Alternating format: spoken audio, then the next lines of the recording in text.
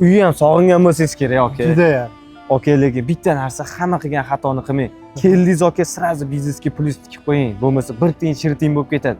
Hali buni maslahatini qilamiz. Ketdi. Botir aka, kofe biznesida sizdan zo'ri yo'q deb eshitdim. Nima tavsiya berasiz aka?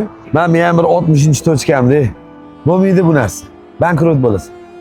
Umuman. Nechta tochkani oldim, ishlatdim. Men senga aytdim, просто pulingni havoga suvurganing qoladi. Bu ish qilma, boshqa ish qil.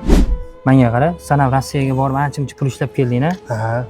Aksessuar do'kon ochmoqchiman aka, Xitoy mashinalarga. Menga qara, boshqa qiladigan ishing yo'qmi? O'zi tiqilyapti bor aksessuarchilar. Endi bitta sen qoluvding aksessuar do'kon qilmagan. Qaragin do'konlar bo'm-bo'sh yotishini, boshqa ish qilgan undan ko'ra. Bekzor, ukam, restoran sohasi ham oson emas. Hozir savdolar ham tushib qolgan. Faqat to'g'ri tushunmadi. Boshqa ish qiloq. Tushundim. Rahmat aka, maslahatingiz uchun. Ha. O sen yetmay turuvding, konkurent bo'laman degan. Ana 50 ming berib yuborish kerak edi. Talab qo'ydiray. Ukam, maslahatim, san mo'yka ham ochmagan. Mana mo'yka ochgan bittasi menmi shaharda. Qara, hech kim yo'q, bo'm-bo'sh yotibdi. Undan ko'ra bitta mashinani olganda kuniga $100 topasan. Oyiga $3000 topasan.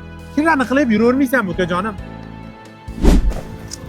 Aka, o'zi kamgina narsa durdingiz-ku. Ikkita qarab qoldi aka, oz chiqamadi. Hayotda birovlarning fikri bilan emas, o'zingizni shaxsiy hayotingiz bilan yashang. Tavakkal qilishdan qo'rqmang.